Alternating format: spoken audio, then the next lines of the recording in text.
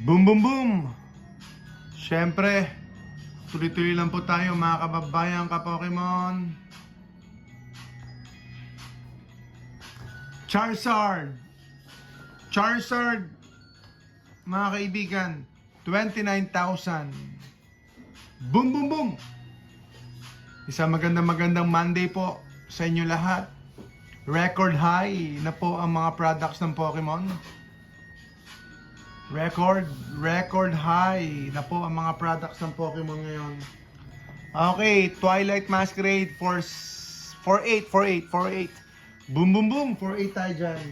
Eto, baka mayroong may gusto. Tinan nyo naman, Green Ninja yan, Green Ninja. Tinan nyo naman mga kaibigan, 773. Record high na po ang mga products ngayon. Record high na po ang mga products. Kailan pa kayo maniniwala?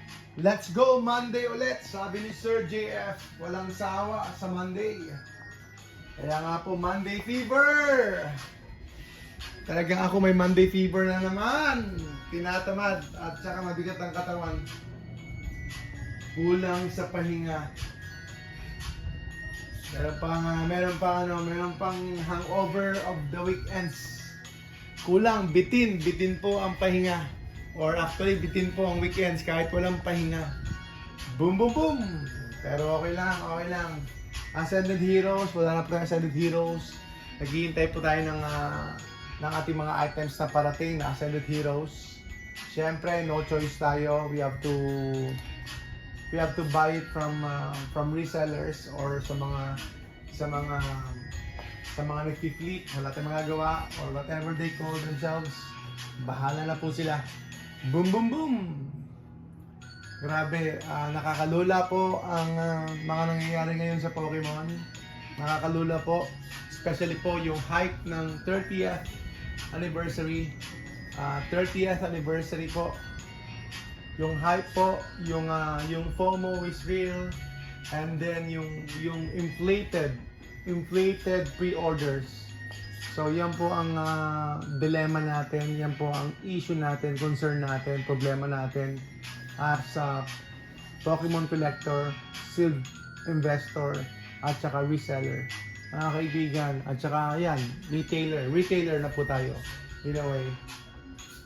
So ayan po, ang laki ng pre-order, and habang lumalaki yung pre-order ng mga kapwa natin resellers o ng buong Pilipinas, habang lumalaki yung pre-order, lumilit po ang allocation. So, ganun po, unless na talagang mag-print to demand po ang Pokemon Company at saka One Piece, pero kung hindi po nila magagawa yan with not enough printers, with not enough factories, then yung kanilang output, it's going to be almost the same unless na magta 24 hours yung kanilang mga workers o kaya overtime palagi. But generally speaking, ay about the same lang po yan mga kaibigan. Alam ko talagang few years back, no, ang Pokemon Company talagang yung kanilang mga printing machines, yung kanilang workload ay talagang they're trying their best na to print on demand. Pero ang problema nga, hindi talaga makasabay ang mga companies na ito, especially now. The demand is over the top. The demand is sobrang hindi po nila kaya. So yan po ang dilemma natin. Ang laki ng pre-orders sa OP17, ang laki ng pre-orders sa mga Pokemon products because the demand is there. Andun din yung pera. So, in a way, sabi ko nga po, money game. Kung sino yung may pinakamalalim na bulsa, sino po yung pinakamaraming pera na laro, na extra disposable income, money laying around, then sila po ang papaldo o kaya sila po magkakaroon ng products.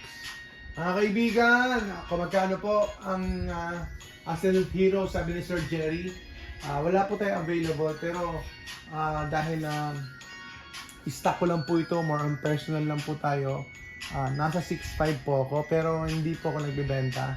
hindi po ako gaano nagbebenta kasi alam niyo naman po, more on, nahihiya ako sa inyo, and then more on ano naman tayo. Gaya nun din po sa mga sellers. Kasi wala naman tayong available na mga items from MSRP, mga kaibigan. So more on sealed collection ko lang ito, or drip selling lang po, mga kaibigan. Pero abangan nyo po yung mga items natin na below tayo, super sale tayo, mga kaibigan, mga kababayan kapokyo. Mewtwo, sino may gusto ng Mewtwo, magbibenta ako ng promo natin. Yung Mewtwo natin, Mewtwo Deluxe ay League Battle Deck pala. Ayan, bibenta ko sa inyo ng promo natin. Benta ko lang ng 2,300. 300 po tayo dito sa ating League Battle Deck. Dips na po kayo. Ito, benta ko lang Temple of Forces. Temple of Forces lang yan, no? Ang mura-mura ng benta ko. Benta ko lang ata ng 13,000, pero 16,000 po yan sa Shopee. Prismatic pouch, Sir Justin, prismatic pouch. Bigay ko lang po sa inyo ng bigay ko lang po sa inyo ng 3,700 po tayo sa prismatic pouch. Pataas na po ang prismatic ngayon, so bumili na po kayo. Pokemon Center, Elite Trainer Box, 12,000 po tayo. 12,000, dadalawa na lang po na iwanan. Meron akong isang case ng Lost Origin, pero not selling po muna. Ayun, Arceus V-Star UPC, gustong gusto ko rin yun, Sir Mando. Boom, gustong gusto ko rin yun, pero wala ako noon, mga kaibigan, wala ako ganoon. Yung Arceus V-Star, gustong gusto ko rin yun, pero wala talaga, hindi ako nakakuha noon.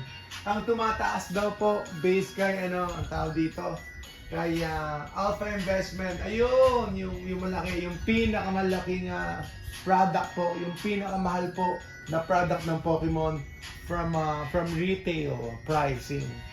Yung pinakamalaki at saka pinakamahal yung classic box ng Pokemon Company, of course. At nakita ko rin yung binibuild na Lego na tatlo sila, Lego trio. Boom, ang ganda rin. More than 6,000 pieces. Ang daming bubuin nun. Ilang araw kaya yung gagawin, di ba? 6,000 pieces. Bibili sana ako pero hindi ako nakahabol. Na out of stock na po ako ng Lego Trio. Trio yun, di ba? Yung Pokemon Trio, parang yung tawag. Starter. Pokemon Starter. Boom. Ang laki nun. Ang laki pala niya. Siguro baka hindi magkakasya sa lamesang yan. Nakakalungkot po. Walang V-Star Arceus UPC. Wala po. Nakakalungkot din. Nalulungkot din ako. Naalala ko, sir. Hindi tayo nakakuha nun. Kaya tuloy-tuloy lang tayo. Dito na po itong Charizard, no? Charizard UPC natin, I think below market yan. Dito sa Pilipinas, dapat running around 35,000 yan. Binibenta ko lang ng 29. Imagine nyo yun, 29 lang po yan. And then, yung prismatic natin, last two available because we're here for the long term. Ayun po, yung ating sealed products, hindi natin binibenta yan. Just for display. At saka long term po. Para po sa anak ko yan, sa pera niya po yan, kaya hindi po sa akin yan. Sa anak ko po yan, kasi sabi niya yung pera daw niya, dito niyo na lang daw po ilagay sa prismatic. Kaya yan po ay sa kanya. So okay naman, inapurbahan ko naman kasi para naman matuturin siya sa buhay. Kahit pa paano matuturin siyang magtipid o kaya mag-invest o kaya magtabi ng pera niya. Yan po mga kaibigan, Pokemon Center, malinis to. Grabe linis niyan. So may mga imperfection lang din, pero para sa akin, you cannot get any better than this. Yung mga ganyang setup, ganyang malinis po siya kasi fresh from the case. Wala na masyadong gas-gas yung plastic. So wala lang iba masyadong pinuntahan. So may mga flaws pa rin, pero malinis po siya. Considering na fresh po siya sa case. At yung binigay po natin na around 11.4, 11.5, lower po yung price niya. Meron lang siyang very small corner damage. Ito po, Surging Sparks Pokemon Center. Yan po yung mga time na wala pang limit ang Pokemon. Talagang you can buy as many as you want. Boom, boom, boom, nakakamiss. Ayan po si Sir Roy. Daddy Roy po. Yes po, Daddy Roy. Boom, boom, boom. Daddy Roy. Magtatawag din ako ng daddy sa inyo. Ayan po mga kaibigan. Surging Sparks, grabe. Imagine nyo yun. There is a time before, I think, around 2024, 2023, there was a time talaga na you can buy unlimited products sa Pokemon Center. We should have bought more. Pero, maraming pero di ba? So, marami tayong dahilan. Pag hindi natin kaya, hindi natin gusto, marami tayong dahilan. So, regrets will come later on. So, yan po mga kaibigan. 2024, 2023, grabe. You can buy as many, as much as you want. ETBs, kahit anong products, meron. Hindi ko lang masyadong pinansin. Siguro wala akong pera noon or hindi pa ako ready. Or who would have known, di ba? Kasi available lang sila eh. You can buy it eh. You can buy it. Andun lang sila. I think 151 stayed for a while. Pero na out of stock din yung 151 Pokemon Center. It stayed for a while pero still no, available siya. Same thing with Paldea. Hindi ko lang kung ilang araw. Pero itong yung mga products ng Lost Origin, tagal na ubos niyan. Lost Origin, Fusion Strike, Silver Tempest, Surging Sparks, yung mga lahat ng mga karaniwang lahat ng mga karaniwang mga ETBs na Pokemon Center or mga products kahit na mga booster boxes, you can buy as many as you want. Pero ngayon, limit 2 at kung minalas-malas ka pa, mapagkakamalan kang bot. Ayan, pag minalas-malas ka pa, mapagkakamalan kang bot ng Pokemon website system. Mapagkakamalan ka ng bot at saka i-cancel yung order mo. Boom, boom, boom! Yes po, Sir Ron, yung tayo Sleep Packs, Destiny Rival, Surging, and Journey Together. Good afternoon po, Sir Don. Good afternoon po, Sir Sichiro. Good afternoon din po. Magandang tanghali po sa inyo lahat. Sir Lems, boom, boom, boom. Welcome po kayo sa ating stream. Welcome po kayo sa live. Tuloy-tuloy lang po tayo rito sa Jessa Trading. Good vibes. Happy wife, happy life. Pero kapag happy si Mr., happier life po yan. Sigurado po yan. Sabihin nyo sa inyong mga madam, sa inyong misis, sa inyong mga girlfriend, sigurado ito. Sabihin nyo, yan po ang secret talaga ng buhay. Pasayahin nyo si Mr. at sasaya po ang buhay ninyo. At sasaya po si Mrs. Ayan. Pero pag malungkot si Mr., anak ko po, malungkot. Mahirap magpasaya. O kaya, hindi po mapasaya ang Mrs. kapag malungkot si Mr. Boom, boom, boom! Sir John, magandang araw po sa inyo lahat. Panalo yung Black Bolt Binder Collection. Ganda ng hits. Ayan. Ay, ganun po ba? Congrats po. Black Bolt Binder. Sarap mag-open. Ano kayo mabuksan natin? Wala na po akong Black Bolt Binder. Nalulungkot ako. Wala na akong white flare binder. Nalulungkot ako.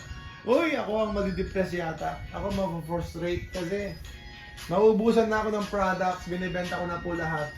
Dahil sa matinding pangangailangan.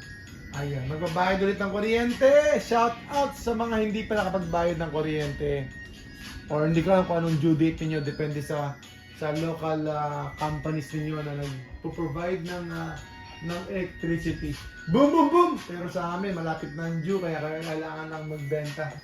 Ito po, muli mga kaibigan. 29,000, 13,000, 12,000.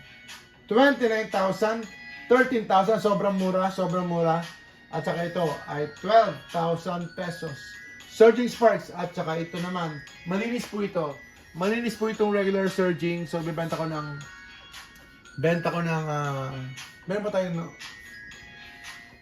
ayan, actually hindi ko binibenta pero nabanggit ko binibenta ko. Sige, pwede ko ibenta ng 5.7. Pero yung Surging Sparks na promo, bibenta ko lang ng 5.3. Ayan. Surging Sparks na promo 5.3. Ayun, no? Surging Sparks promo 5.3. Pero yung Surging Sparks natin na malinis 5.7. 5.7. Hindi ko talaga binibenta yun, pero nabanggit ko na. Ayun yung case na rin Lost Origin, hindi binibenta. Hindi rin binibenta. Ano pa? At ayun po, wala na.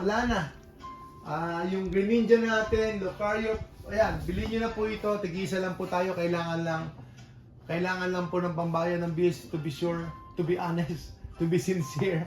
Ayan, Blooming Waters, ang binibenta na po ng 12,000, below market na po yan. Grabe, ang swerte naman nakabili sa atin. Benta ko ng nakaraan, parang, magkano? Parang 9 lang ata nakaraan eh. Ayan, Blooming Waters, swerte na po kayo dyan. 12,000, ngayon ang market ata noon sa collector is 13,600. 13,600 po ang Blooming Waters. Hindi ko talaga binibenta yun. Hindi talaga ako nagbibenta, pero hindi na mapigilan. Lalo na kapag may binabayaran. Boom, boom, boom! Shoutout sa mga may binabayaran dyan. Shoutout po sa inyo lahat na may mga binabayaran. Ayan, mga kaibigan. Tuloy-tuloy lang tayo. Kumusta po ito? Kumusta po ang ating One Piece? Meron pang interesado dyan? Meron po bang interested sa ating One Piece? At saka si waifu. Ito, waifu daw. Oh, waifu. Meron pong may gusto ng waifu. At syempre, galing po yan sa mga big box stores. So, ibig sabihin, hindi po filtered yan. So, we trust them. We trust the big box. We trust the retail stores, yung mga higante po sa ating komunidad. Higante po sa larangan po ng pagbebenta ng mga laruan. Toys R Us, Toy Kingdom, or even Toy Express. Boom, boom, boom! Woo! Mga kaibigan.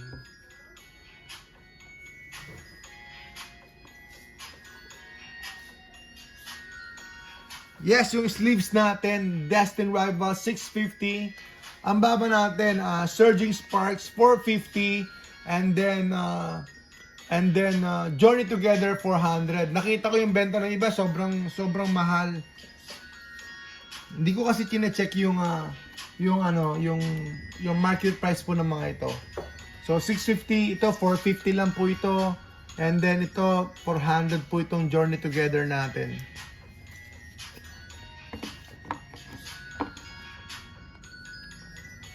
Naupo po ako, hindi ko alam ba't ako umupo. Ano bubuksan ko? Hindi ko rin alam, bubuksan ko. Phantasma Flames kaya. Phantasma Flames, boom boom boom. Yan na, buksan ko Phantasma Flames. Woo! Phantasma Flames eh, no? Phantasma Flames, yung kaya bubuksan natin. Ayun, yung Black Bolt White Flare Mini Tin. Babagsak. Yeah, kinukuha nung anak ko yung yung isang product, muntik nang bumagsak, pero hindi naman nahulog. Ito po ay 8.5 tayo rito. 8.5 tayo rito. So I think in a way parang medyo below pa ng market yan. Huwag niyong kakalimutan, pag bumili po kayo sa US, sa ibang bansa, meron pong palaging tax yun. So imagine that, yung pag kino-compare natin sa market price, ay wala na pong tax yun. So, mas mura po siya. Kaya, minsan nga, mas gusto kong bumili dito kaysa sa abroad.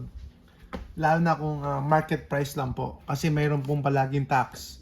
So, buksan natin to. Baka may Charizard tayo. Magkano Charizard ngayon? So, depende kung magkano Charizard. Ang bigat po nito, half booster, Phantasma Flames. So, tignan natin, kaibigan. Wag nyo pong gayahin si Poké Jess ng Jess sa Trading. Kasi lagi pong talo pag nag-open ng packs.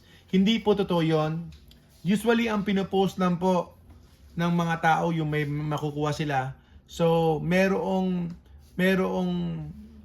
dating sa atin na tuwing nanonood tayo, meron palaging hits, meron palaging pulls. So anong tawag doon?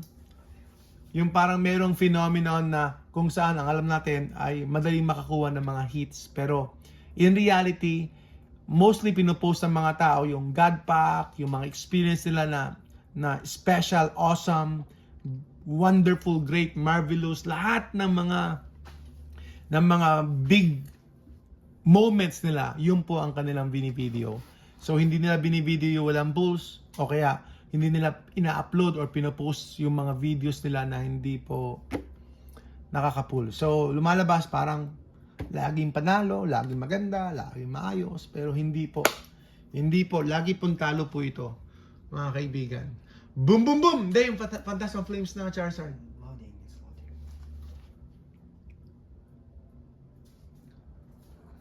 Ayun, sir, sabi ni Sir John Nicodemo, magkano daw po ito? Actually, hindi ko din po alam. Baka pwede ko ibenta ng ano. Magkano ba yung market ito? Kaya po mag-price. Ayan, baka pwede kong ibenta. Sige, bago ko buksan, baka pwede ko ibenta. Ibenta ko na lang. Ibenta ko na lang po ito. Ayan. Baka kaya sa ano, sa magkano kaya?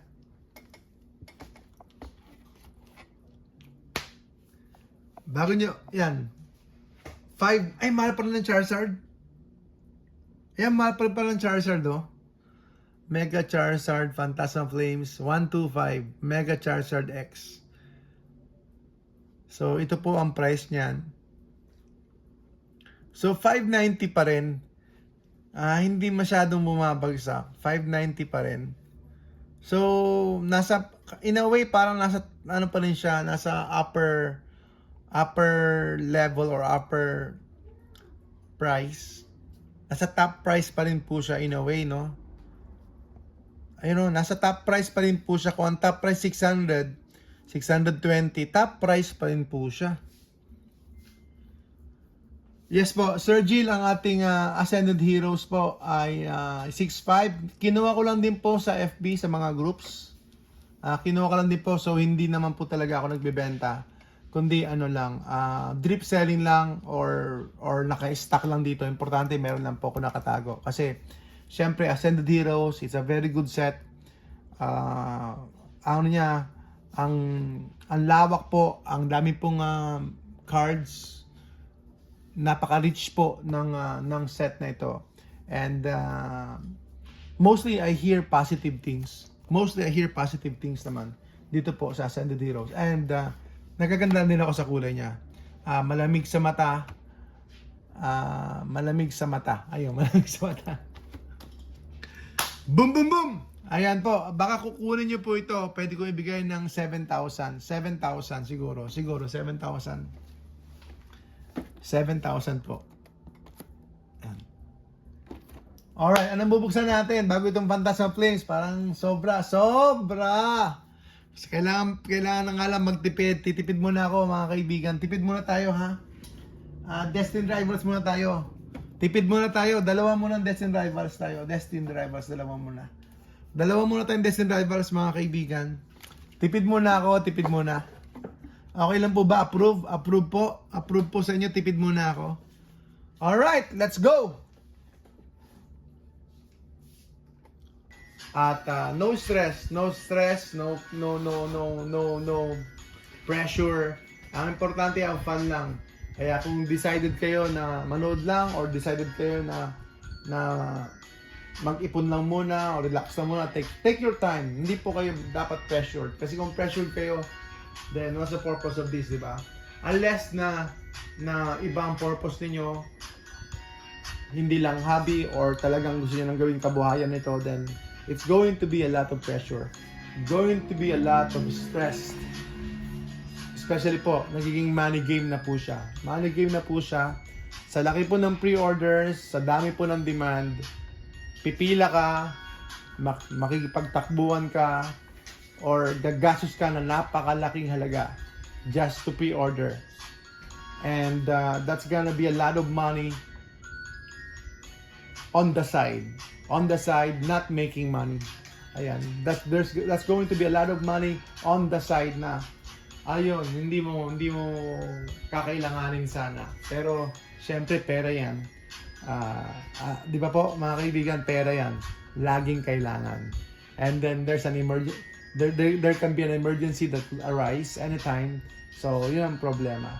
Hindi mo pwede makuha yung pera mo Kasi nga, nandoon. Naiwan po sa pre-order. So, that's a dilemma. That's a reality of it. Wala naman akong personal issue kahit na kanino or something. Pero yun yung reality ng mundo natin ngayon sa Pokemon. Kasi ang laki po ng demand. Ang laki ng demand. So, ang daming pre-order. Ang laki. Inflated. Sabihin natin, I don't know. I have no idea. Sabihin natin 100,000. Sabihin natin total of 100,000 pre-orders in the Philippines. Or sabihin natin 100,000 for example.